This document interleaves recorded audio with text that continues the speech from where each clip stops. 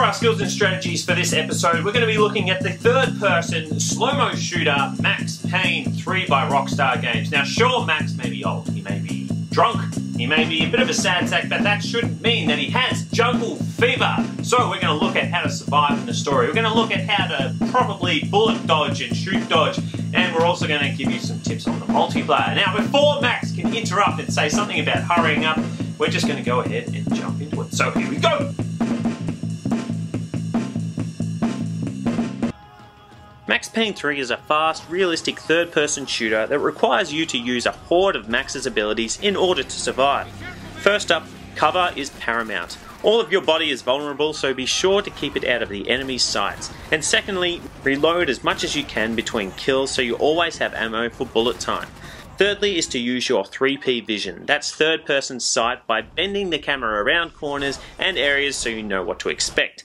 Last but not least, always look for painkillers and ammo before leaving an area, as it's best to be prepared for those areas where Max's luck tends to run out real fast.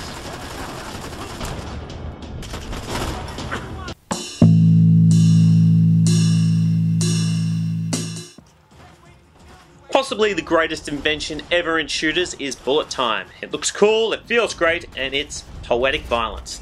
But you don't want to use it willy-nilly. So build it up for those areas where you'll need a real advantage and where it will be most effective, like when enemies are all around you. Move from side to side to best avoid bullets, and shoot dodging off ledges lasts longer. In addition, when given a last stand, try to cap some others before your main target whilst you can to help cover your ass. And remember, rolling helps as well as sticking to the ground in certain cases. Sometimes a patient, cautious approach is the better strategy.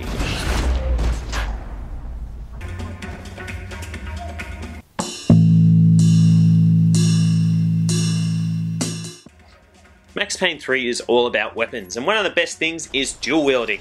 That means you can hold 2 pistols, 2 Uzis, 2 sawn-off shotguns, or even a mixture. In some cases, it's advantageous to have a heavy Desert Eagle with one hand and say like a semi-automatic in the other to prepare for different situations. Other times, go for your shotguns for up and close, semi-automatics for medium range, and snipers for your long range attacks. In addition, keep an eye out for golden guns hidden off in off-track locations, and there's a total of 84 parts with 3 parts to each weapon.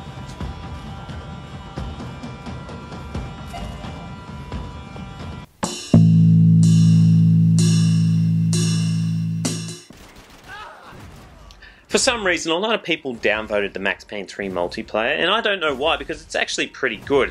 First thing you should do, however, is to keep to your cover and use your 3P vision as much as you can. This isn't like Call of Duty or Battlefield where you simply run and gun. You need to be more tactful.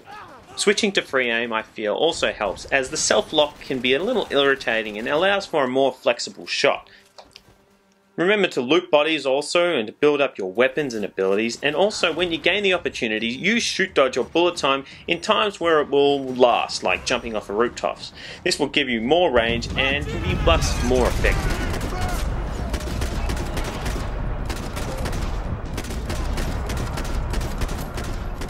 Awesome game, Max Payne 3.